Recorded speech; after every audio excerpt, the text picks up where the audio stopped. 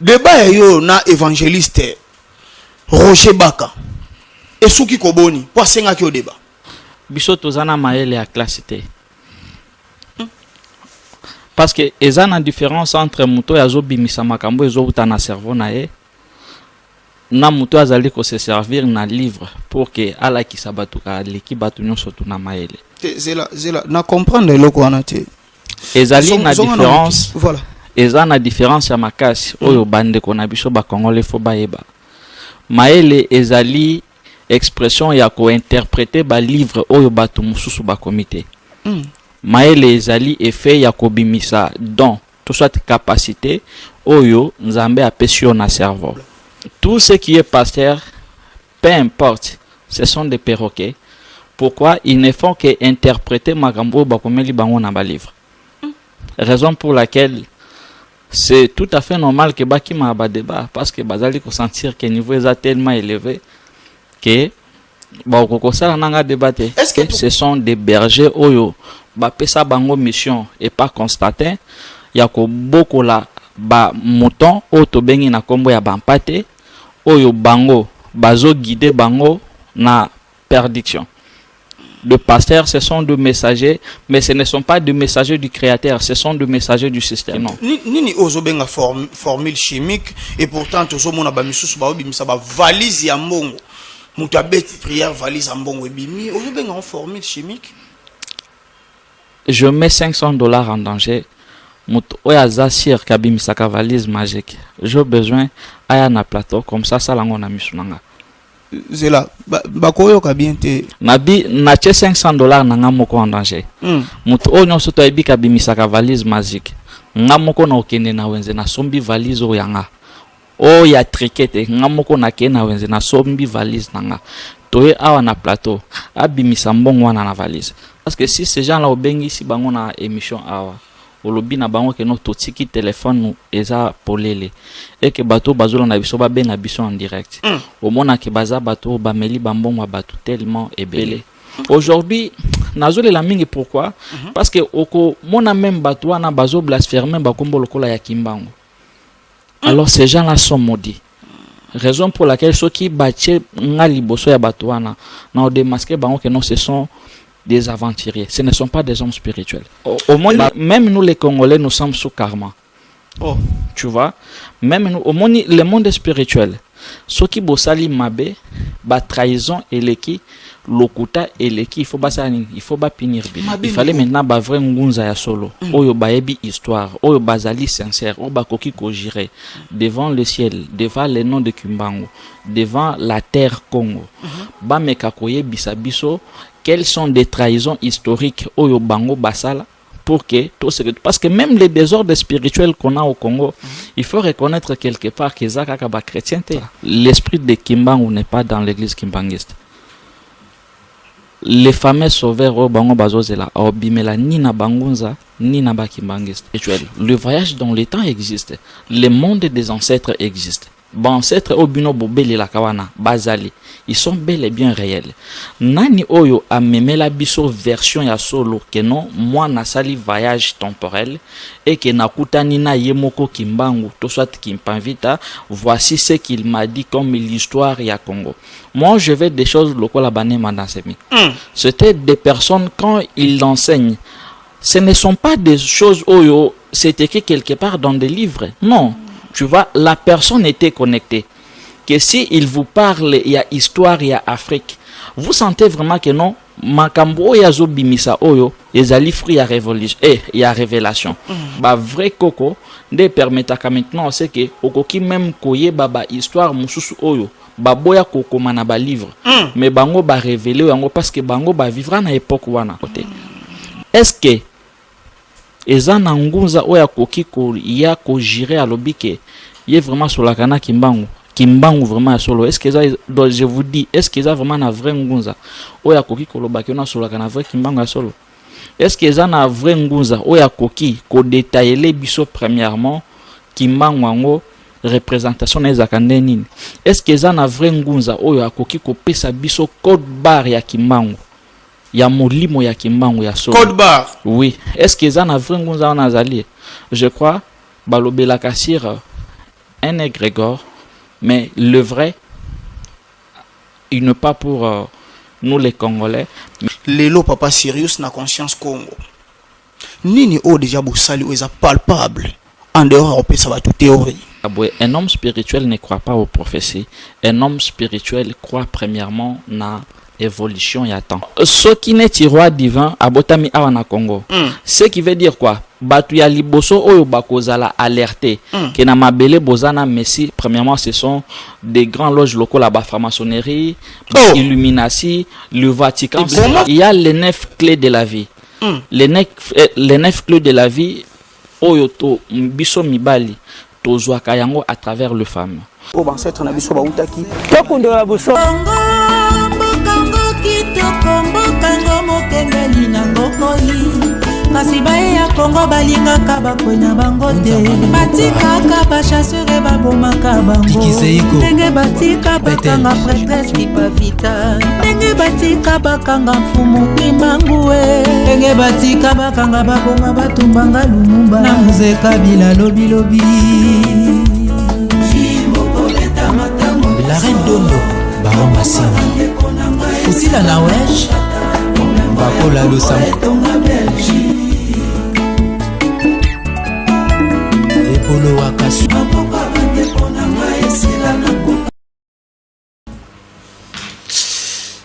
Bonjour, bonsoir, ça dépend R.O. Bozui, Libaku ya Kolanda, émission Tokundwa Bosolo ya Mokoma Lelo, émission O Ezalaka Bongo, présenté et pas inangai wabino ndeko Joseph Ndombasi naib sarabino ke etant biso toyaka libande loko ya lakate. Donc attend autant toyende na tiengu kudi bende donc nande mo sakanate de partout bozo biso. Boye bibino moko de partout bino na moni bongo na France papa Florine Dingambote na moni bongo le prince Mundende depuis Londres na moni bongo papa Sunda Afonso Mokoma Lelo nazana esengo mingi ya kolobela sujet moko ezali vraiment monene autre fongola na plateau oyo. Est-ce que le Congo a vraiment besoin de la religion pour être sauvé? Ou le Congo a vraiment besoin des maîtres spirituels et de la religion pour être sauvé? Netorobete ngona oisika. Na kozala ngai moko te na plateau oyo na kozala bongo na mwana moko ya Congo. Ha netorobete ne masolo oyo. E kozala bongo papa Sirius. Oboluka rotuna kenda wapi na ibsa bino kazali. Azali donc tobeta ne masolo mais to ko le kaka bongo te photo mais ka kozwana moi communiquer mo ezali aba kosala yango pa ya communicateur ya Conscience Congo o ezali bongo mama na biso Océane ndio me ka communiquer ba makambo ndenge ezali na kati ya Conscience Congo mbote na yo mama Océane. Mbote ndeko Joseph. J'espère que vous allez bien. Bien. Et ça livre mami kolebele malbanda to partager nos plateaux awa. Tilelo olinga so partager te. En fait, biso na Conscience Congo to sala railo au moko te ce qui univers à permettre à ngote. Donc nous on dépend de l'univers. Communiquer zalinini. Merci en fait, Tobi déjà merci na univers et merci na bon ancêtre na biso pour ba accorder biso to bimisa yango. To zali Conscience Congo, école initiatique. Donc avant d'abord to banda na école, je vais commencer par dire que Conscience Congo est un mouvement. Mouvement ya bato oyo baza ba inconscienté parce qu'on parle de la conscience. Donc pour bimisa la conscience c'est que il y a un monde qui est conscience. Donc lokola toza la conscience Congo, toza ba yindo oyo bazi mayele na mutu bazwa balingi bazonga nanzela oyo esengeli. Donc biso toza mouvement, toza ba révolutionnaire. Donc faut ba différence entre les antichrists et les bateaux baza ba révolutionnaire. Donc biso Conscience Congo toza ba révolutionnaire. Et puis sur ça to zana bato oyo to guidaka. Donc les guides oyo aza représentant na biso a guidara bato on a voyage spiritualité et surtout surtout le plan tous les domaines également. Alors na Conscience Congo ce qui mutoye on te demande pas de dire de yakolongwa na religion na yo. Très bien. Mais on te dit seulement de rentrer à la vraie connexion. Mais aujourd'hui on a dit que ce mutalobi azonga na vraie connexion et que ça là que alongwa na religion na e. Et ça stratégie tu es non, c'est pas faire stratégie. La Conscience Congo a une mission moko. La seule et l'unique mission est de bondissa système actuel. Et mission de Conscience Congo est ya kozongisa africain. parce que message on a lancé les lots et autres là-bas africains ou de partout bazo landa biso. Donc bino bozaka on a te pona olobelaka Congo central ndenge bande kona biso bangunza mususu ba comprendre ça c'est une différence. Olobelaka Congo central ba olobelaka Congo. Mais bino boza un peu international. Non, c'est pas que net lobby conscience Congo donc tout ça limité dans Congo non. Très bien. Parce que ils ont un message à éveil patriotique. Ils ont un message où ils ont pour naba africain nyonso. Nous les Africains, tout le monde connaît l'histoire. Comment est-ce que tout ça maltraité? Comment est-ce qu'on est dominé? Alors, nos ancêtres et basaki na façon bonde ko sambela. Très bien. Alors, la conscience Congo est là pour nous kozongisa moto moyindo. Ça, c'est une différence avec nous et les Asiatiques. Naba Européens et tout. Kozongisa moto moyindo na connexion directe na univers et à reconnaître. Très bien. Tokemba mon essentiel parce que photo yamba vénérable hein de to betane masolo otoroye ba olongolane lacé. Parce que non, voilà. On a vraiment permis jusque-là. L'essentiel est que la conscience Congo est fungoli ba porte na yango pour na inscription. Donc on a eu des promotions les kaka déjà bon quatre kabango parce qu'on dit école initiatique spirituo-scientifique. Très bien. Donc pour mutu ami bengama homme spirituel, il faut attendre la yango. Alors, je sais que bien ce que dans Katia Congo, il n'y a pas trop d'écoles initiatiques. Alors, l'occasion est Pessami. Bon, on sait très biso méritant, j'ai bien dit méritant. Bah, Pessaki biso, nzela, il y a qu'à annoncer yango. Tout fond la porte que tout le monde de partout il est parce que tous les étudiants, genre des apprenants au basa même Libanda et Afrique. Donc, message est ça que conscience Congo et fungoli ba porte na yango mutu nyonso azana posa à apprendre la spiritualité akoya na conscience Congo. Ba bino wapi so bazana posa oya c'est facile, on a un numéro WhatsApp. Donc avec notre numéro WhatsApp de partout ba joindre biso c'est le plus 243 82 30 21 893.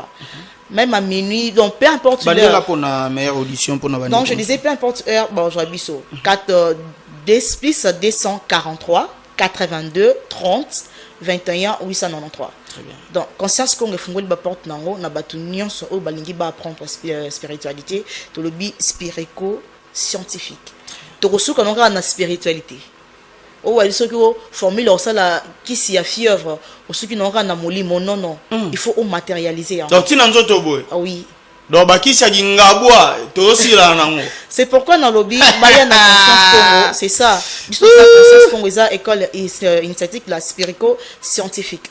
Donc aux une molimo ou là ici yango nzoto. Très bien. Ça c'est une différence entre nous et les autres. C'est ça le message. Merci beaucoup. Merci maman Océane Fatima okoki déjà kotika no biso parce que déjà maman c'est betami déjà. Donc bandeko nyonso o bazana posa ya ko apprendre baye babongo koya bongo na kati ya conscience Congo et siko wapi recrutement ezali donc ba numéro yango wana les communicateurs a outi ko pesa ou la communicateur comme vous voulez ba numéro est disponible de sima ya transition to koye babongo bon vénérable au kokota ils a problème té parce que ba prévoir qui transition té pona kokoti sayo invité à l'autre Betane Masolo, le vénérable maître Sirius de Betane Masolo. Donc, besoin d'un stylo, besoin d'un bout de papier te au bois quand vous pena carnet, ça wana de Betane Skoli solo. To Betane Masolo, tozo bimisa, tozo panzande teke, tozo fongolande soulier.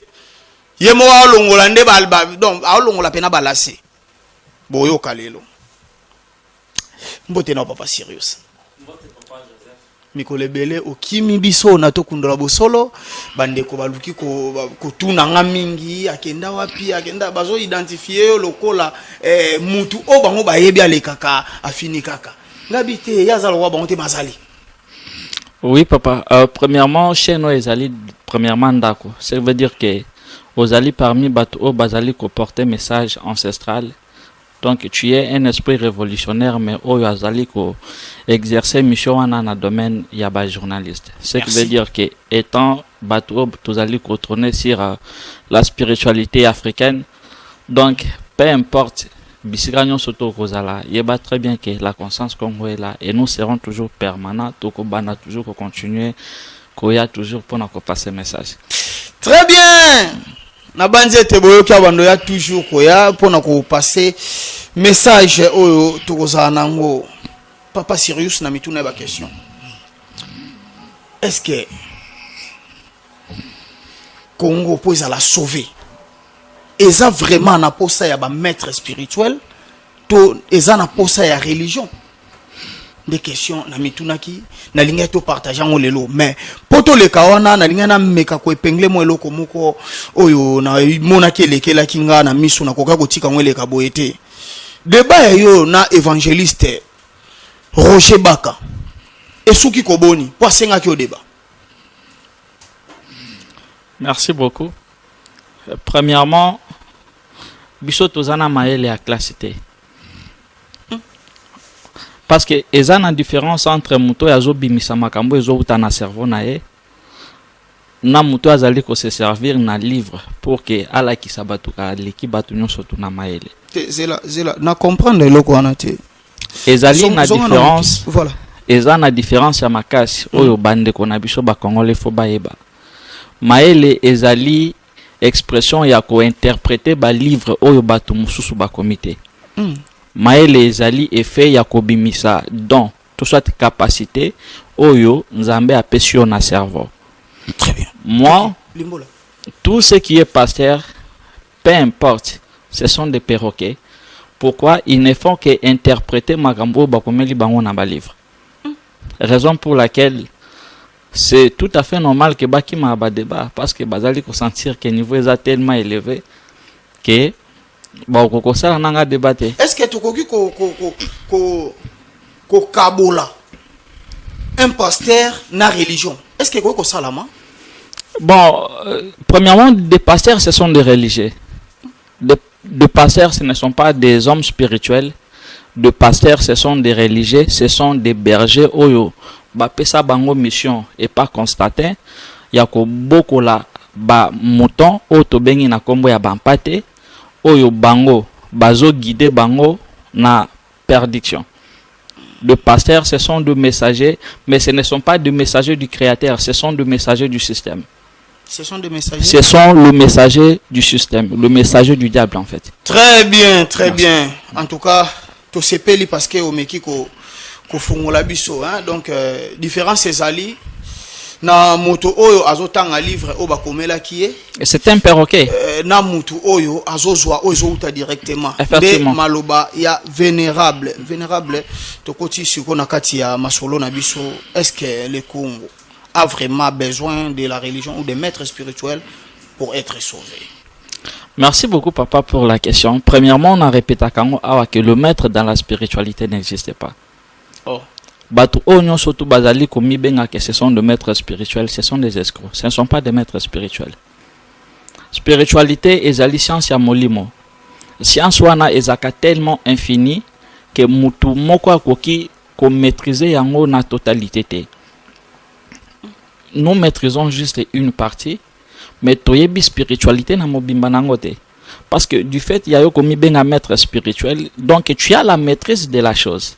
Or mutu moko tazana maîtrise totale ya spiritualité. Raison pour laquelle même la conscience Congo philosophie onganazali visionnaire babenga kanga maître spiritualité. Je suis guide tout simplement, ou soit babenga serious, ou soit babenga juste guide, mais maître spirituel azalakate. Ah donc bandeko ba rectifier parce que ngana bengio le vénérable maître. Non, le maître n'existe pas. Le maître c'est lui-même l'étant. Okay. Donc toute personne qui se dit qu'azali maître spirituel, bon espérer ne lo comme côté pas mutwana. Ce sont juste des vendeurs d'illusions. Ils viennent juste pour vous vendre des rêves. Et tout comme le pasteur, bazana solution mokote akopesa pona Congo. Donc le los na papa Sirius, c'est comme si ba pasteur na ba maître spirituel ba sungi Congo na eloko mokote. Bakotika la pe ko sunga Congo na eloko mokote. Le Congo n'a pas besoin de pasteurs. Le Congo n'a pas même besoin des hommes spirituels et des soi-disant maîtres spirituels. Le Congo a besoin des hommes sages et des vrais hommes et des guides spirituels. Au bakoki ko permettre biso à ce que l'évolution ezali kosalema. La science ezali interprétation et la spiritualité. Tout ce qui est manifesté est juste eloko oyo et bimi. Donc tout ce qui est scientifique n'est que l'expression de tout ce qui est métaphysique.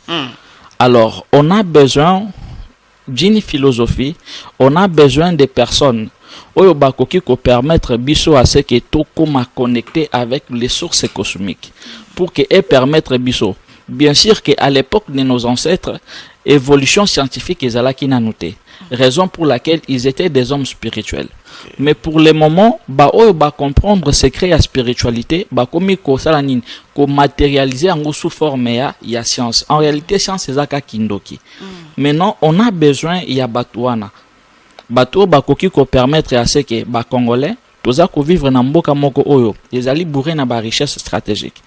Donc on a besoin des ingénieurs. Le pays ne se développe pas à travers de prières ni à travers de meurtres ni de pasteurs.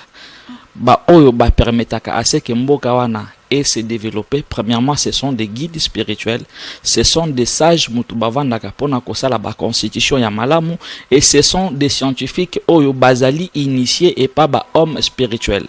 Raison pour laquelle beaucoup monde na ba bitumba onyo surtout et c'est pas ça ka soki bazolinga ba cible mboka wana bato ya liboso o bazaka neti cible. Premièrement, ce sont des guides spirituels. Pourquoi des guides spirituels? Parce que ce sont des personnes o bazali ko protéger mboka wana sur le plan spirituel. Très bien. Deuxièmement, ce sont des scientifiques. Des scientifiques, pourquoi? Parce que bango bazali à mesure ya ko développer ba technologie pour na ko sala nini ko créer ba bombe nucléaire ainsi de suite. Donc ce qui veut dire quoi?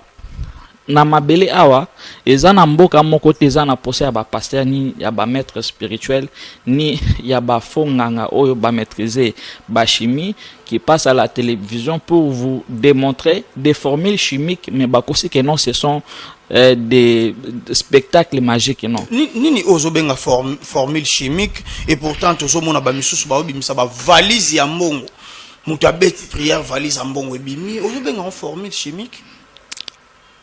Je mets $500 en danger. Mutu oyaza sir kabimisaka valise magique. J'ai besoin aya na plateau comme ça salango na misunanga. Zela bakoyo kabiente nabi na che $500 na ngamoko en danger. Mutu onyo soto ebi kabimisaka valise magique. Ngamoko na okende na wenze na sombi valise o yanga. O ya trikete ngamoko na ke na wenze na sombi valise nanga. Toye awa na plateau abimisa mbongo wana na valise. Ah oui. Donc c'est que bimarate bon otomona esalakani basala nini. Mais yango na chikoloba awa on est là pour réveiller la conscience. Ezana ba formule chimique papa. La plupart ya babiloko boza komona étant des spectacles, en réalité ce ne sont pas des faits magiques ou spirituels. Ce sont des formules chimiques. Omoni bato baza na maîtrise ya chimie papa. Omoni et surtout bato o batanga chimie. Oui, ces gens-là. Chimie à classe. Oui, chimie, oui oui. Il y a des formules chimiques oyo bato ebele basala komoni milinga et bimi ba moto epeli bino bokanisi que non, ce sont des faits spirituels, mais ce ne sont pas des faits spirituels. Ce ne sont pas des faits spirituels. Mais en amboko to viva voir même ba scène malgré yo lobi que ba pasteur ba otira la rosala te que mboke za la sauver to viva ba scène ba mouchoir ba pasteur epela. Et ça peut ka formule chimique. Makiona. Hein? Makiona papa. L'autre. Makiona. Les jours où les Congolais vont apprendre, c'est pour cela on a besoin de connaissance. On n'a pas besoin de distraction parce que dans ces distractions, bazo manipuler biso tellement makasi. On a besoin de connaissance, boyebi parce que jamais devant moi na net ya conscience Congo. Okoki ko memele na baloenge moko boywana non. Il va te démontrer que ce que tu fais là, ça n'a rien à voir avec la spiritualité. Mais ce sont juste des formules chimiques. Mais tout ça, ce sont les vendeurs d'illusions. Ils ont compris très bien que non, pour que on manipuler mutu, il faut ôter que la émotion, rêve. C'est pour cela ils ont créé leur système et à manipuler des formules chimiques pour vous prouver que non, ce sont des miracles ou ce sont des spectacles. Mais en réalité, ce ne sont pas des faits magiques. Mais papa Sirius, mbongo mona naka, to mona voir même mbongo mususu, ndeti bande kona biso musu ba auto bimisa mbongo botala. Banani baliango. Bimisi mais tout monde quand même mbongo, to ebite banem baliango. Eza nini eleka wana panzela biso na secret po eloko onto si sangala. Eza to kundwa bosolo. Panzela biso na secret. Eza na papa na ngamo s'il vous plaît vénérable. Eza na papa na ngamoko aza na Afrique du Sud. Papa wana azalaki en contact na nganga moko ya awa na kotanga kombo nae akoma na niveau oyebisa yeke soko lina saela yo ba nini obando bimisaka $5,000 par jour donc to salio valise et comme bimiselo $5,000 par jour pe naza na facilité ya kolongwa esika onaza na rejoindre yo directement na Afrique du Sud. On a pesé la formule chimique et pourtant na temple ne peut toujours mona abimisi pe bambongo ala kisikutu papa nanga wana bambongo koma ebimi na kati ya temple eza nini salama kana fongola na misu fongola biso na misu ta biso kolir. Le problème ezali à préparer scène théâtrale pour na côté que la bateau émotion te.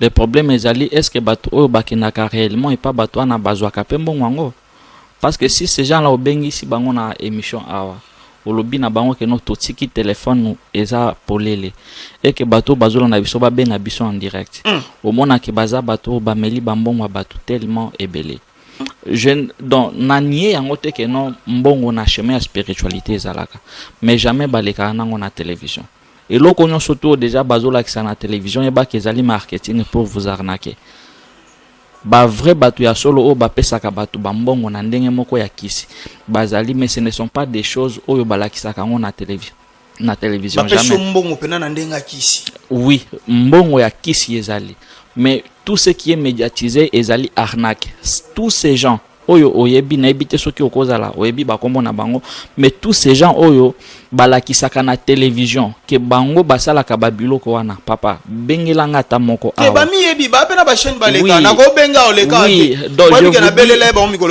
je vous dis bengelanga bango awa c'est pour cela ba congolais toza na posa ya boyebi ba congolais toza na posa ya boyebi sinon bakobana komela bino mbongo inutilement et nazo lancer message na gouvernement na biso quand même moi discipline côté à spiritualité très bien il faut ezala donc parce que au moins na bamboka mususu okoki ko bima na télévision mi benga koza maître spiritualité en fait donc tout homme qui prétend être un homme spirituel ou soit tout initié donc bazali na ministère na bango oyo ezolande la bango c'est donc ce que moni mutu na mboka wana ami bengi que oui je suis un homme spirituel donc aza na autorisation ba confirmer que oui aza vraiment un vrai initié aza vraiment un vrai homme spirituel mais na Congo komona mutu atangi même ni théologie et sous effet anzala mutu abimi que non je suis prophète je suis ceci cela et mutu avandi vu que misala pesate mutu abimi que non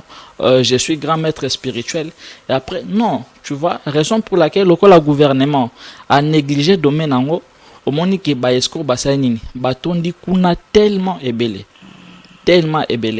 aujourd'hui nazole la mingi pourquoi parce que oko mona même bato na bazo blasphémer bakombo lokola ya kimbango alors ces gens là sont maudits raison pour laquelle ceux qui battent ngali boso ya bato wana na démasquer bango que non ce sont des aventuriers ce ne sont pas des hommes spirituels ba vrai nganga ya solo bazali elo ni benga blasphème ezaka ka po tant ba sala ba culte na bon pour obimisa bala wana ba otsa ba photo ki mbangu mpamvita bon bien eza ni ce n'est même pas le culte ce n'est même pas le culte ezake na ba cérémonie na bango ya ba escroquerie bazali ko blasphémer ba kombo ya bato bazalo ko la bassin OK et kimbangu n'avait pas escroqué l'argent d'autrui ou soit il y a moto pour que alia mbongote maintenant quand vous commencez à mettre son nom na ba bêtise raison pour laquelle nazolo ba awa bangunza baza sous karma au premièrement il faut bafuta olobi bangunza baza sous karma oyo premièrement il faut bafuta bango bazo la roi divin bango bazo la boyo olobi sous karma vénérable peut-être c'est une révélation mais le roi divin ko bimela na bangunza te il sera pas ngunza oui papa au moins c'est que je vous dis ici devant obima na bangunza te. Impossible. Au moni, même nous les Congolais, nous sommes sous karma. Oh. Tu vois, même nous, au moni, le monde spirituel, ce qui bossali mabe, ba trahison et leki, lokuta et leki, il faut pas punir bien. Mabe ni obiso to sali na Congo, o ezo sala ke to zala sous karma. Maintenant, lokola nazo maîtriser bien histoire ya ninité, il fallait maintenant ba vrai ngunza ya solo. Oyo baebi histoire, oyo bazali sincère, oyo bakoki ko gérer devant le ciel, devant les noms de Kimbangu, devant la terre Congo. Ba mekakoye bisabiso, quelles sont des trahisons historiques oyo bango basala pour que tout ce que, parce que même les désordres spirituels qu'on a au Congo, il faut reconnaître quelque part que ça kaka ba chrétienté. Des ordres spirituels. Oui. Otozana na Congo. Oui. Ezali pona boyokani ya pona bato mokoto na bato nkamba boyokana tende omoni des ordres ezali makilezo tanga et consort. Eza parmi banini au papa de ngenda tika kike mukoloka mokoto na nkamba boyokana automatiquement kimie ekota na Congo.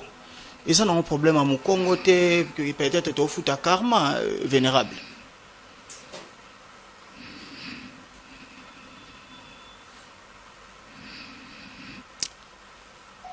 Ce qui est au lingio pesé le kutato vérité, il faut au tikango natan. Observons maintenant l'état, ce qui est au bazolo bezali à solo. Mais ezaki na mukanda batindaki na nkamba bato mokoto. Motivation na bango ezaki yangwana. Que mokoto c'est quoi d'abord? Mokoto ezali bana ya papa de ngenda. Oui, histoire te vénérable. Nous on raté. Bana ya papa de ngenda. Nga pesongi songi to kundo bosolo. Non, le bana. Bana ya papa de ngenda. Nous sommes au mois d'août. Bazalaka awa na nani na kasavubu awa. Bana ya mokoto. Na bana ya centre d'accueil. Donc kimbangiste nangiringiri oui, nangiringiri. Kimbangiste oyo ya kasavubu na ya ngiringiri bayoka te. Do bandaka ba papa bakenda des ordres koya bayoka te. Mais balinga bakende po bayoka na le 29 oyo. Mais nakati nkamba papa ayeko mona ke soki totiki bango baya et ko risquer peut-être loko mabe et salama. Nde a interdisa qui rencontre wana bayoka na te basangate. Mais motivation lettre na bango nakati lettre na baloba ke des ordres oyo le kanakati ya Congo. Eza par rapport ya kozanga koyokana ya bana ya papa de ngenda oyo babengi bato mokoto o bazana ngiringiri na bana ya nkamba oyo eza dirigé epa ya papa Kiangani. Nde yango wana vénérable eza est-ce que karma ya nini? Merci beaucoup. Mais na lingi juste na informer bato que le Congo est plus important que les individus. J'aime beaucoup papa j'aime vraiment beaucoup papa Kiangani par rapport à maîtrise naie, simplicité naie. Très bien. Mais ce qui est peut-être tout la vérité, l'esprit de Kimbangu n'est pas dans tout ça. L'esprit de Kimbangu n'est pas dans tout ça, papa. Je dis bien que l'esprit de Kimbangu n'est pas dans tout ça. L'esprit de Kimbangu n'est pas dans l'église kimbanguiste. Les fameux sauveurs au bango bazozela au bimela ni na bangunza ni na bakimbangiste. Signe nini? Te avant que kuna signe nzambe mambuleke belé koloba don na bona ba tena tuna vénérable nini. Vraiment je suis là et surtout au mois d'août ici. Donc je suis tellement en parfaite connexion avec les ancêtres. Alors on va parler tout ce qui est ancestral. Très bien. Yeah. Est-ce qu'un maître spirituel a quoi qu'on peut sabato enseignement ou est purement ancestral? Bon, premièrement, na longolina d'abord terme ya maître spirituel. Toute personne qui se dit maître spirituel, c'est un aventurier. Maître spirituel, des hommes spirituels. Maître spirituel. Parce que tout le monde a maître spirituel à que vendredi. Campagne moisana ou bien to peut s'enseignement sur une spiritualité ancestrale. Ndenga question na tuni maître spirituel o tozana bango lelo ya Congo ba o nyonso wana kaka oyo yebi. Premièrement, des maîtres spirituels, ce sont des personnes qui aillent à consulter des livres ésotériques, ou mindele bakomela bango, ba maîtriser juste des livres wana, bami bien que ce sont de maîtres spirituels. Donc bazane eloko moko bakolo belasir l'ancestralité te. Mais il y a de vrais hommes spirituels. Des hommes spirituels, ce ne sont pas des maîtres spirituels. Très bien. Mais des vrais hommes spirituels, oyo bazali na connexion authentique, bazali na possibilité ya kolobela sur l'ancestralité. Oyebi ke na kamwaka mingi, omoni yo vraiment nzamba sali yo na cerveau, mais on se permettre koya na plateau neti ya to kundo la bosolo comme ça, na mukanda tala munene. Et en plus tu es en train de lire ça, donc directement au lakisi biso ke oza vraiment perroquet. Tu vois, osa vraiment perroquet, papa. Même bah débat mususu et c'est pas ça sur l'histoire de Kimbangu ou l'histoire de ceci, ça prouve que on n'a pas encore eu de vrais hommes spirituels. Parce que même l'histoire, on reconnaît très bien que l'histoire fut falsifiée. L'histoire, moi makambo lukute za la kanakati. Mais un vrai homme spirituel n'a pas besoin d'un livre pour na aeba histoire. Parce que si nakati ya Congo, tozaki na ba vrai homme spirituel, le voyage dans le temps existe, le monde des ancêtres existe. Ba ancêtres obino bobeli la kawana, bazali, ils sont bel et bien réels. Nani oyo a memela biso version ya solo que non, moi na sali voyage temporel et que nakutani na yemoko Kimbangu, to soit Kimpanvita, voici ce qu'il m'a dit comme l'histoire ya Congo. Moi je vais des choses lokola bane manasemi. C'était des personnes quand ils l'enseignent. Ce ne sont pas des choses oyo, c'est écrit quelque part dans des livres. Non. Tu vois, la personne était connectée. Que si il vous parle, il y a histoire, il y a Afrique. Vous sentez vraiment que non, makambo ya zo bimisa oyo, ezali fruit ya révolution et il y a révélation. Parce que Nzambe azana posa a prouvé à travers un livre. Le livre ezali maele ya mutu. Oyo mutu wana ache par rapport à compréhension nae. Mais eza vérité absolue. Donc, c'est un peu ça, papa. Le maître spirituel bakolobela l'ancestralité, mais des hommes spirituels bazali na capacité à kolobela ancestralité, parce que un homme spirituel azamuto premièrement azali ko établir connexion avec ses ancêtres. Oui, ce qui veut dire que ko rétablir connexion avec ba koko, ba vrai koko, de permettre maintenant c'est que okoki même koye baba histoire mususu oyo baboya kokoma na ba livre, mais bango ba révéler yango parce que bango ba vivra na époque wana. Merci papa. Très bien, donc connexion ezalaka na osenga na bandeko na ngani so bangunza oyo balekaka na to kunda bosolo bo me ko consulter vraie histoire hein do botika ba. Mais vraiment bandeko na nga bangunza balimbisanga tozo bunda to ça la juste même combat, mais la réalité est en que non kingunza bangunza baza sous karma. Il faut bandi mango baza. Non, non, les années punition moko boye wana. Non. Écoutez papa, au moins nini signe nini ezo la tsaki ba sous karma. Mais OK, signe de la tsaki baza sous karma, mais il faut savoir qu'il n'y a pas l'évolution. Il n'y a pas l'évolution. Effectivement, il n'y a pas l'évolution parce que au moins oui, histoire et permet à Kabiso de comprendre présent pour nous préparer futur. Mais on ne peut pas développer un pays avec des histoires. Oui. Parce que si Bazaki sous Karmate, je vous dis très bien qu'on allait avoir vraiment. Donc, makambu tellement ébélé na Congo. Makambu tellement ébélé. Mais ce que situation ya mboka ezo échappé biso. Au moment où tozana bangunza, il faut que non. Kimpeve ya solo bango balobaka wana ezate. Papa sérieux yo ozana kimpeve ya solo depuis que ozana kimpeve ya solo non ngana obite ngana zana nini donc toloba ke oza guide to kundola bosolo oza guide depuis ozana ngo eloko ni o de cho sali oyo yo bimisi to o conscience Congo akoki ko sala pa bimisa na miso abatu boye po bamona n'est-ce pas que toloba pe soki ezate toloba ke yo posaka sous karma. Merci papa. Premièrement, ceux qui n'ont lobby que ngana zana kimpe via solo les alokola na komi commissaire la publicité. Mais na lobby te que ngana zana kimpe via solo. OK. Na répondre juste na question à que na kingunza peut-être mukie o bakoza baza na moi connexion wana.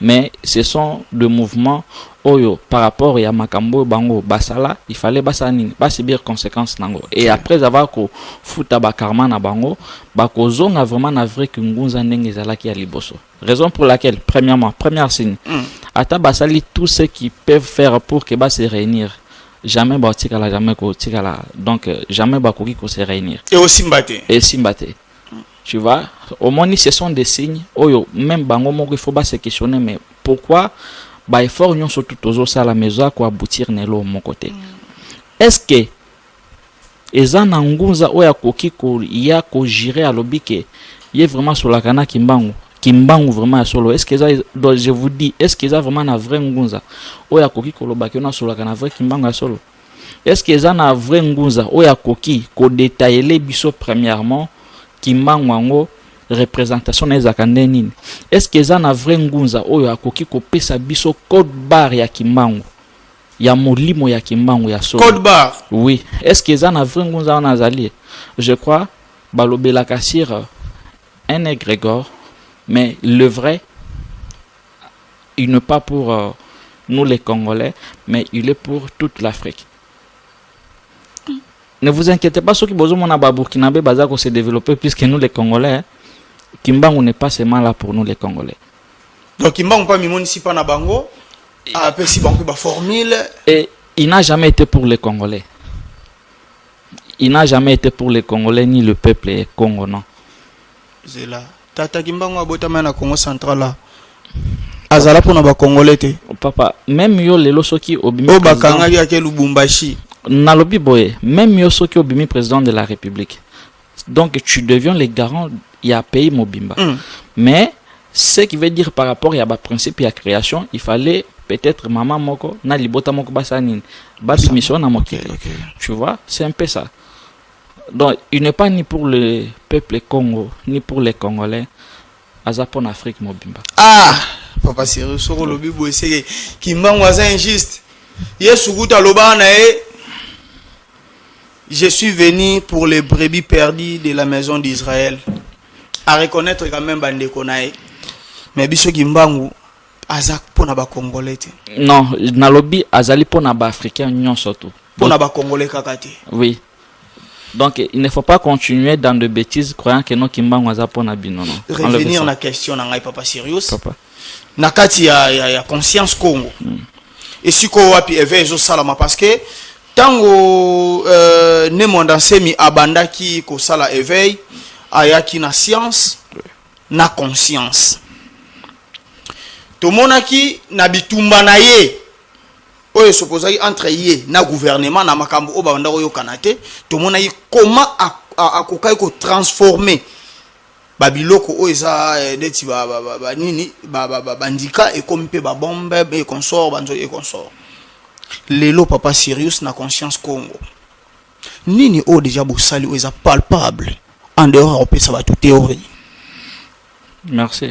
Donc si je comprends bien aux ana posa ko tona so qui pratique nino déjà bosali.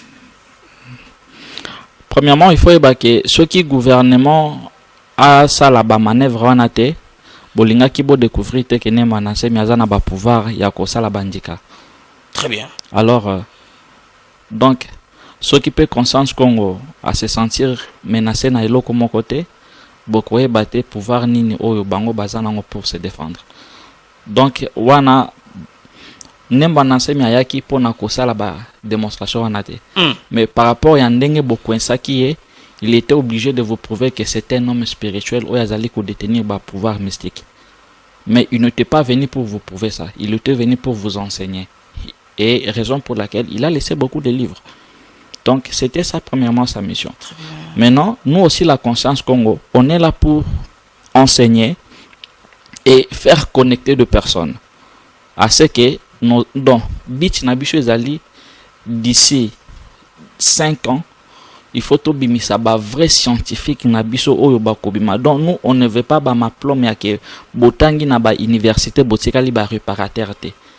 Nous on veut parce que quand on parle de l'université on voit l'univers. Très bien. On voit mutu oyo azali initié pour être en contact avec l'univers. Alors les années de marche à conscience Congo. Ce qui veut dire quoi? Nous, on va faire sortir des scientifiques. Nous, on va faire sortir de vrais politiciens patriotiques. Oyo bako kene na ba assemblée pour na ko détourner bambonga ba Congolais te.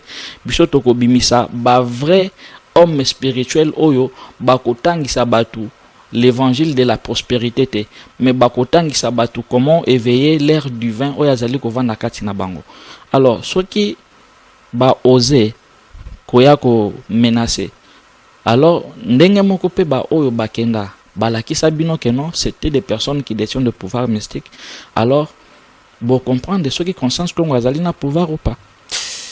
Mbongo ya mboka ebungaka ekendaka tango nyonso na baposha batu na misu ya conscience Congo elobaka nini?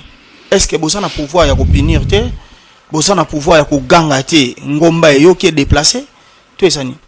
Non, pouvoir ya kopinir ezate botika ba congolais batanga, même si les soins neza makasi, il faut botika bango batanga. Je suis parmi l'un de personnes oyo alobela pe alobela kapé sur l'avenir à président Tiamasi. Toko tali solo na tozo kota. Merci papa. De lo pe na lingana na kota wana mbala moko nazo rappeler bino ke na yambi pona bino papa Sirius oyo boyebi très bien to betane masolo na kati bozindo vraiment. To uta mikolo to leka na bandi papa Sirius olandaki bongo plateau na ngeni nganaki na rythme ya roi divin. Ezaki na roi divin bimaki awana kisasa amonanaki toyokaki na Angola papa na biso moko so abimaki kuna roi divin. Alors tolinga toyeba est-ce que ba rwango to ba grand esprit ango ba yaka kaka sans que eloko moyiningana to ezala na ba signe o elakisa ke na mboka moko songolo pakala esprit moko ya munene ezobota? Une très belle question. Mais il faut d'abord que avant le vrai à se manifester, non, pas à se manifester. Yambobino beau découvrir le vrai, bah faut bah yaka ebele pona ko étouffer, arriver ya oyaza lokola le vrai. Et surtout ceux qui sangoana balança kiango déjà et kitikala kina mito ya bato. Ndenge prophétie et ça là ya mbanzansanda il lança déjà que il aurait un roi divin ou akobotama nde yango bande kona ba profiter. Maintenant vous serez surpris parce que des choses vont se dérouler autrement na manière au bino bozo kanisate. Raison pour laquelle nalobaka boy un homme spirituel ne croit pas aux prophéties. Un homme spirituel croit premièrement na évolution et temps. Parce que dans la prophétie ce sont des choses codées que des profanes bakoki ko interpréter na ba manière na bango. Ndenge moko ba chrétien bazelaka arrivé à l'ère Messie, ndenge moko pe ba musulman, donc toutes les religions on comprend que non bazaka toujours na attente ya Messie moko boywana. Maintenant na se ya espoir que non Messie moko akoya ko sauver biso. Ba escroc ba bimaka maintenant pour faire quoi? Pour na ba exploiter bango na ndenge bazo espérer que sauveur moko akosala nini akoya. Donc un homme spirituel ne se base pas sur la prophétie parce que ata soki balobaki que roi divin akoya, mais le temps est là. Yango ne mutu ko juger soki prophétie wana eko se réaliser ou eko se réaliser te. Mais par rapport à votre question concernant les rois divins, premièrement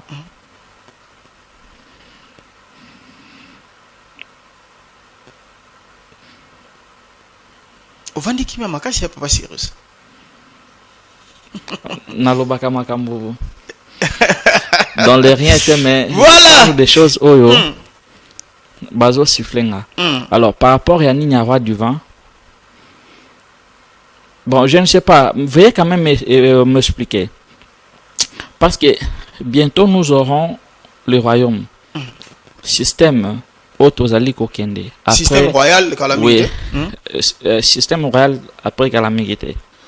Parce que ce qui président Tiamasi a instauré ma communion surtout, c'est après son départ que maintenant, maintenant qu'on prépare à ce que tous ont un système nabiso royal, mais ça sera des États fédéraux. Maintenant, je ne sais pas. Eza ye wana roi divin bozo lo bela to soit ezali na roi mususu andeni. Pour que na meka comprendre bien, parce que dans la spiritualité il faut qu'on suive bas signe à temps.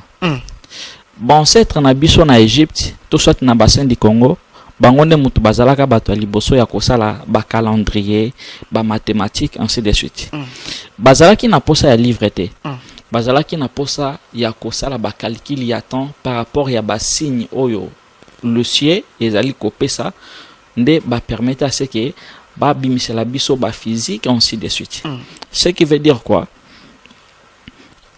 Tout envoyé des cieux avant d'abord koya naye batinda kanan ba message parce que le président de la République a koki koya na mboka wana sans pour autant batunaye baya déjà ko informer bino ke bobongisa déjà place parce que mokonzazo sala nini azoya.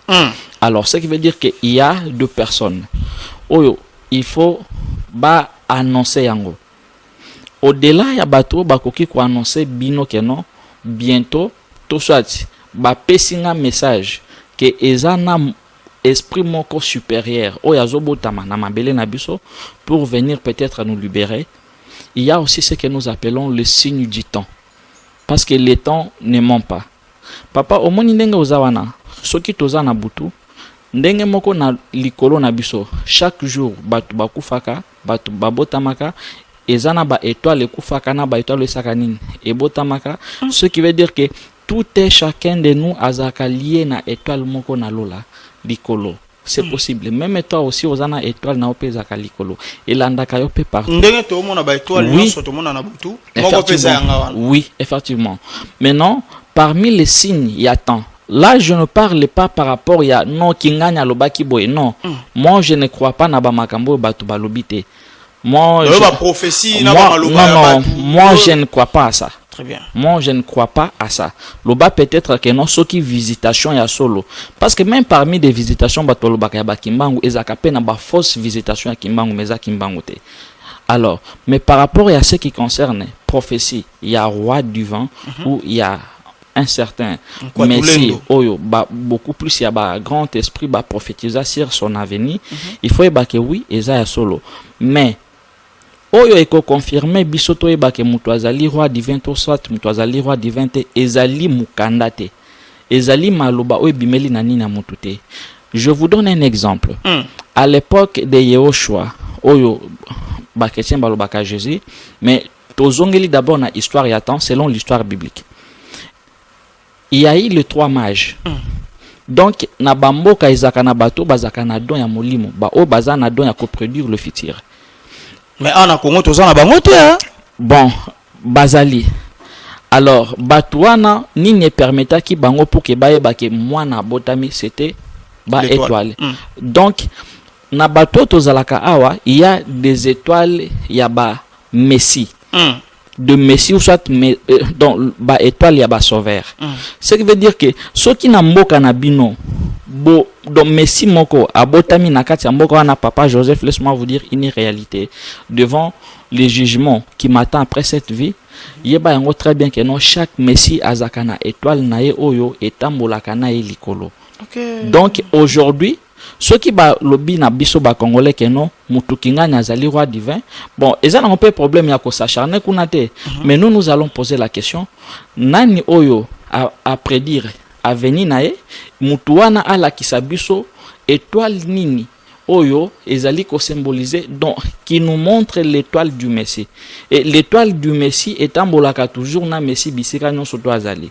Un sauveur même na butu ozana possibilité ya koyeba soki azali bisika nini parce que okoki ko localiser facilement à travers les astres, à travers les étoiles.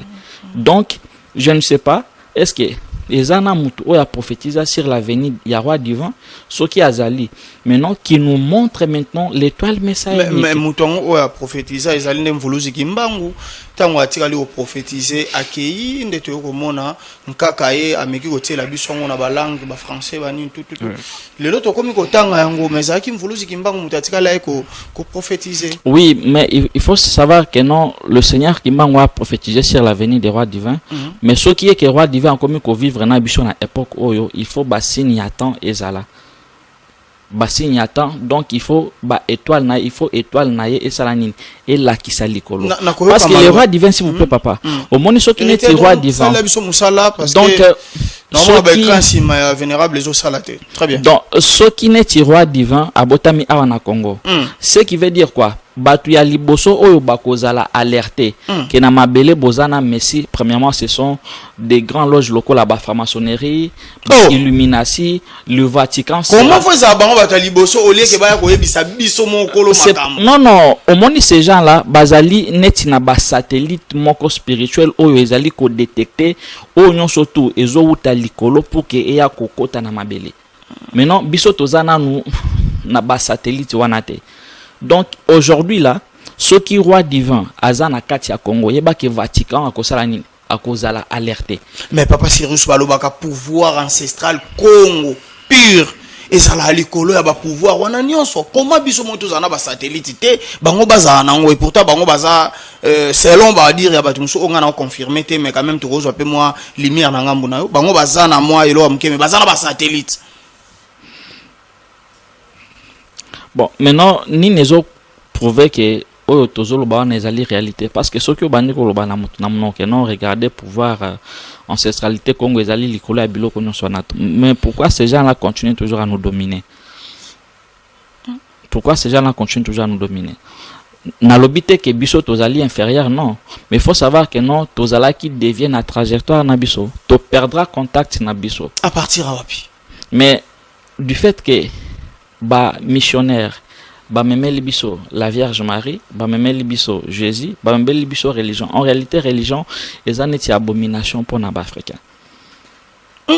Religion ezali la religion vous enseigne la monogamie et bango moko bazali ko ça la marketing ya ba homosexualité mais baboyi que non mobali okoki ko linga ba sebelete. C'est quelle folie ça, papa? Mais ezala polygamie, ezala homosexualité, ezaka malamu te pona biso. Et je vous dis que mutunyon soto azali monogame, azo ça la péché contre la nature. Olobi n'est pas Cyrus. Tout homme polygame pêche contre la nature. Polygame, hein? Tout est, je dis bien monogame. Mobali onyo soto a vivre kana mwasi moko. Il est en train de pécher contre la nature. Même vous si kimba na mwasi moko. C'est quand il a pe ko sumuka. Jésus kuta balate, abotate, asumuka ki. Et vous avez des preuves? Mais Bible komi. Maintenant tu vas dans siko yo olubalanga ki Bible. Lisuma mo ezaleli wapi aboyine ko tozwa kana Kongo lelo na ba piaka. Mais écoutez papa. Pour s'engager est-ce qu'on a des femmes s'il te plaît. Pour nourrir te yebisa ngai. Na mutu afande na mwasi moko. S'il te plaît papa. Au moni lelo Nzambe azali kotangisa biso non à travers de livres mais à travers la nature. Ce qui veut dire que nous observons la nature pour que tu comprendre Nzambe. Très bien. C'est à travers nature nde mutu ayebaka Nzambe et non à travers des livres écrits par des gens. Nature et lobby. Mais non, par rapport à nature, premièrement tout homme to soit eloko nyonso to ezali na nature masculin ezaka na nature ya ko diriger basi ebele. Normalement, ceux qui mobile azana posé à quoi évoluer na vie. Si tu veux dominer la terre, il faut avoir plusieurs femmes. Ah oui. Non, écoutez, non papa, mais non, je vais vous parler maintenant de la réalité. OK. Les lots qui peut-être tolobi que non mobile na mwasi na mobile nae. Au sentir que 3/4 de la population mondiale est kotikala ba célibataire pour na mabele awa basi baza ebele koleka biso mibale. Maintenant soki Nzambe andimaki monogamie, comment se fait-il que na mabele awa basi bazali 3 fois plus que les hommes? Parce que même atane ngozana soki babando peso même ata 4 basi au monde ke basi musu bakosani ba. Donc il y aura toujours des femmes au bakotika la sans mariage. Maintenant vous voulez nous faire croire que non, toutes ces femmes là ne méritent pas le mariage? Mais non. Le créateur vous enseigne déjà à travers la nature. Naibite soki au monde a déjà nyamamoka mobali oyazo vena masimoko. Azalate. L'homme c'est le soleil. Le soleil agira à plusieurs planètes. Raison pour laquelle société nabiso actuelle pour empêcher le développement ya mobali, ils nous ont imposé la monogamie pour que to komaba infidèle, pour que to perdre pouvoir nabiso ya kimobali. Mais ce qui est la polygamie au perdre pouvoir toujours parce que on perd l'énergie. Impossible. Il y a les 9 clés de la vie.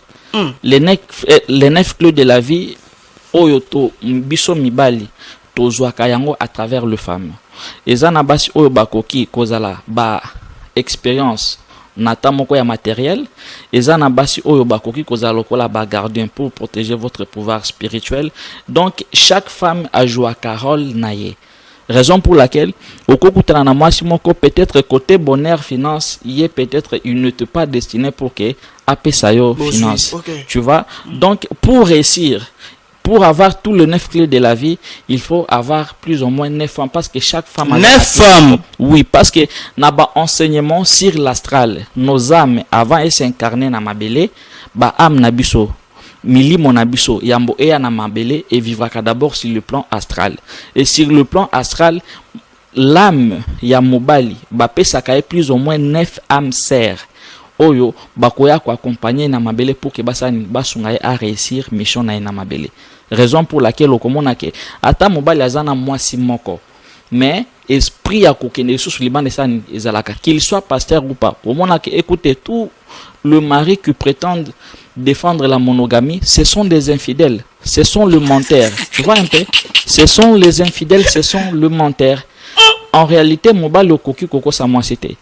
Mais nini est rendre biso faible qu'on a perdu même le pouvoir de dire la vérité et pas moi si que non nazana posa ya moi si mususu. Pourquoi? Tu vois? Donc nous avons perdu notre pouvoir. Société amicolo bazana posa ya kosala mibali oyo bazane tibasi.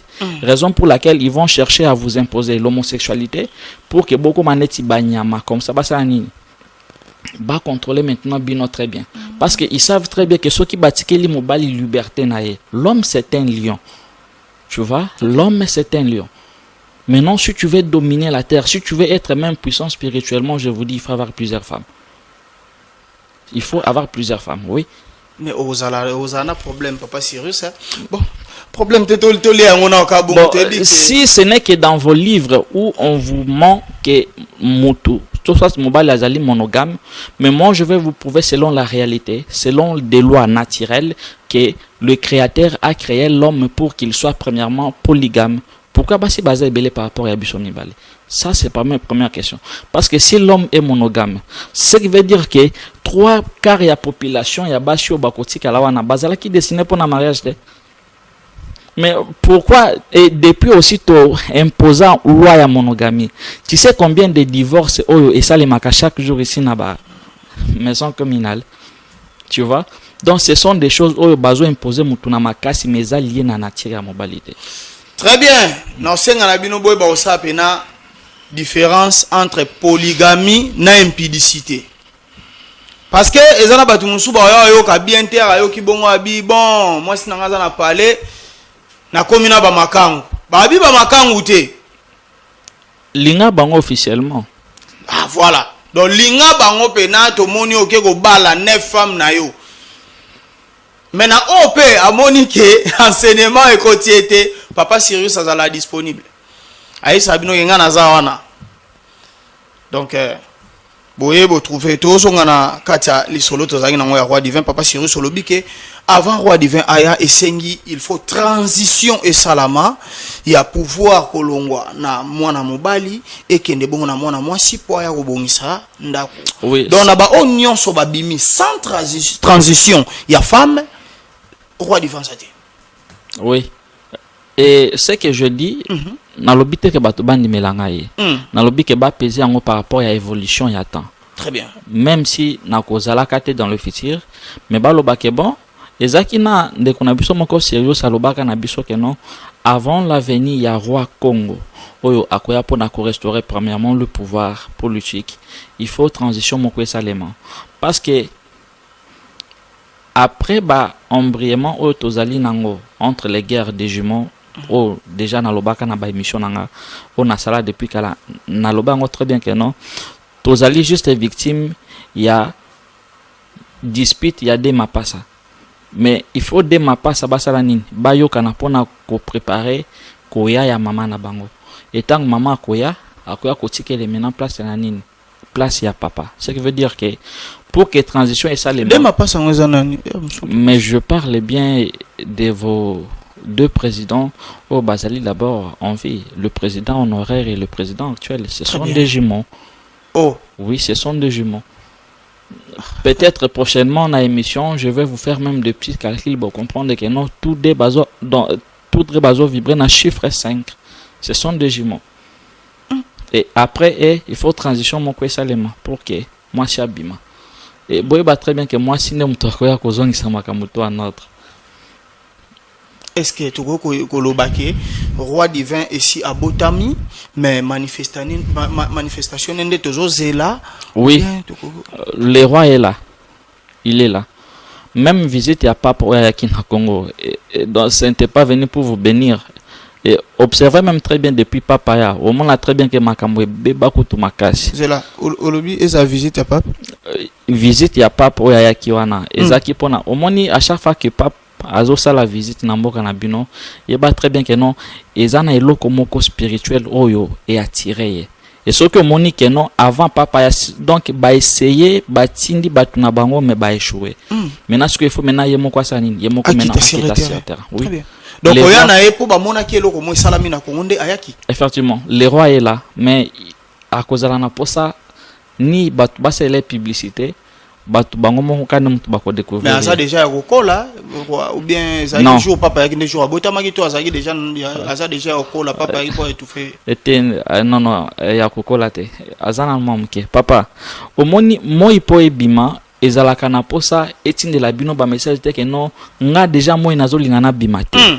Biso mo déjà to la mukaka na tongo to saini to moni déjà moi epeli. C'est ça. Il faut tout retenir eloko wana. Il faut très bien que non. Azana âge ni roi. Ce qui te lobito mais kako balancer na ba âge. Azana malamuke. C'est parce que normalement Azana moins de 17 ans. Oui, Azana malamuke. Azana malamuke. Il fallait l'avenir na Salema na ba année 2000 1999 quelque chose comme ça. Mais tricage moko et Salemaka. Maintenant, il fallait ba bomba ena muke. Tricage et salami. Oui. Et salami wapi. Mais écoutez, moi quand je vous parle je vous dis très bien que le monde astral est contrôlé par les entités de l'astral. Parce que mon limo avant au bimana mabele, il faut au lekatisi astral. Mais le monde astral, les alliés contrôlés par les entités obscures, les êtres de l'astral. Donc bazana possibilité à que batinde libino messager moko pour ko sobino bango ba étouffé ya botamité. Oui. Bango ba étouffé à botamité. Tina ne bomona ki papa ki tia na Congo en réalité ezaki pona ko ya ko bunda bitumba ya molimo et non pour que aya ko bénir bino. Alors que nae atire biso botutu makambo baby davantage. Il faut au moni ezana principe mo que le ba que non du chaos jaillit l'ordre. Très bien. Donc il faut chaos mo ko salema. Il faut désordre mo ko salema. Il faut bitumba mo ko salema. Et à travers de ça, conscience abato ko sa nini et ko botama. Papa, nani ayebaka ki na 1960 envoûtement moko ko kote la bato pour déclarer l'indépendance. Est-ce que boyebi bisika molimo na utaka? Alors on n'a pas besoin d'insulter de pasteur. Très bien. Jeunesse yango moko ko sa nini et qu'on s'en charge na bango. Ba pasteur. Oui. Ni des politiciens, on n'a pas besoin ya ko critiquer bango. Botika bango. Bango mon ba comprendre te. Ce qui envoûtement ko sanin et ko utela wapi. Matondo mingi papa Sirius donc na ba nyonso bazo kansaki roi divin aza déjà tata mobimba. C'est faux et archi faux. C'est faux. Bon, je ne peux pas aussi les convaincre, mais ba kozela eti mukolope a okenepe akufi ba mon appel au mon côté. Roi divin bimina Kinshasa, roi divin bimina Congo central. Non, il n'est pas de Congo central. Il n'est pas de Congo central. Aza Congo central te. Oui. Ah, il n'est pas de Congo central. Maintenant, écoutez, mais quand on parle des rois divins, vous pensez seulement que mission na ezaka uniquement pour na Congo, tout ça pour na Bané Congo. Babenge justicier mondial. Non, c'est pour toute l'Afrique, tu vois, c'est pour toute l'Afrique. Maintenant, pourquoi nous pensons seulement que nos rois divins il faut qu'à la congolais? Mais non. Donc, oui, effectivement, même à Togo, oui. Ce sont des manifestations à Kimbangu. Tous les Traoré que vous voyez là, ce sont des enfants au Bazali alimentés par Ils ont annoncé déjà. Effectivement. Très bien. Donc ce n'est pas seulement que pour les Congos, non. Kimbangu n'est pas là seulement que pour nous les Congolais. Tout le monde a distraction là. Il n'est pas là. Matondo mingi, touti bongo solana Papa Sirius, question ni oyo zelaki davantage ngana tout non mais na tout nyango te na masolo na biso mukoma lelo soki ezali ofongoli nga comme ça to fungwa mana yango soki pesate émission na biso sili. Yo poser na ka juste question moko ekoza la le plus pertinent ou peut-être ba pesa aux réponses exactement je vais te répondre. Wana pesingasko. Wana pesinga wala pena do na masolo na biso lelo. Au pesinga nde pena charge. On a sengi bolimbisi to ya opposant mikolo ya. Merci beaucoup. Remaniement pe zo salama, ozo espérer quelque chose? Rien. Matondo mingi. Émission za kitoko. Tokundwa bosolo de partout ezo mbino. Tout esika eko komela bino. Bo ba ko partager émission na bande ko nyonso o ba ozana posana yango. Botinda yango ke na fin fond parce que na temps otozali tokundwa bosolo kaka. Parole de la fin papa. Na pesi batunyon surtout lumière na souhaité bango pour les ala na bango na ba oyo par rapport ya ba dorme na ba croyance na bango ba sentir que na touti bango étant votre frère na sengi bolimbisi mais ce sont des réalités qu'on doit dire et lokola mois d'août ezali mois ya bakoko alors to profiter na bango parce que baza pembeni na biso durant mois mobimba to commémorer bango ba ndeko ba kufa o peut-être ba photo na bango ezaka juste na ba mire bozongisa ba photo na bango oh ebende na biso esprit de mort ba pasteur baloba na biso pasteur ngana zo leka pena na yoki pasteur alo pena ke bolongola ba photo ba wey po ebenda esprit de mort na ndaku ti o mona bana ba ko mobela ebende na biso ba esprit de mort papa makamo maintenant loba lelo na comprendre tout le pasteur ezala bango ezala bana na bango ezala bana o bana na bango ba ko botaka bazali ba génération moko ezali maudit de génération en génération. C'est la hobby tout le pasteur bana na bango bana donc ba génération yon surtout ya ba pasteur. Voyez ba très bien que non loba peut-être ceux qui basengi pardon devant la nation. Au cas contraire bazali maudit et souka na bango kozala tellement humiliant. Écoutez, les Congo n'a pas besoin de ces gens-là. Ceux qui bazana pour ça ko prêcher la bonne évangile mais faut pas que na ce qui Israël c'est trop simple que ça. Nous on n'a pas besoin des évangiles. Bazong sa ba photo na ba mire.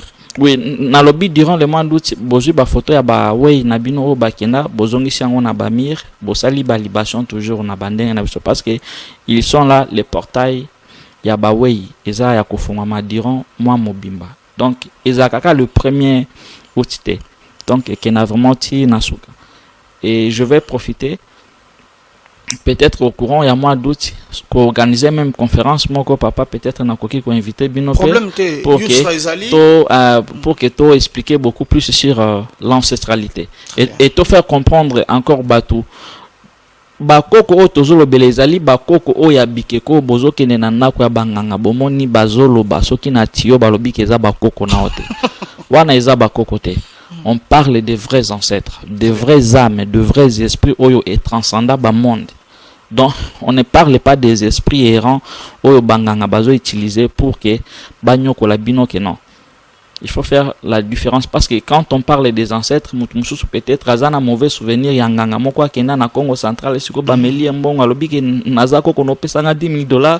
Maintenant, c'est quand on parle des ancêtres, quand c'est peut-être que non, c'est Makasi. Et je vous dis, et surtout dans mais on dit que pasteur, Bangunza peut pas finir ici bakoko. Non, le Bangunza na cimetière tango nyonso ko ça n'importe quoi. Bon, non, au monde Bangunza eza lokola mwana oyaza na kati ya libota. Soki asali mabe, ba opinier après basani bazongisi. Très bien. OK. Mais pas le pasteur. Le pasteur, observons. Très bien. Maintenant, mingi papa Sirius en tout cas, Ezaki Senghor, réel plaisir vraiment ya cause na bino na plateau na biso merci na balandinyo so ya Yusra télévision pe ya tukunda sur la télévision. Biso na bino tokutani lobby. Bye.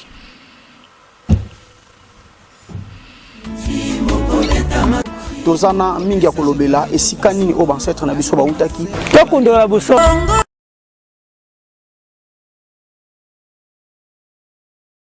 tozana mingi ya kolobela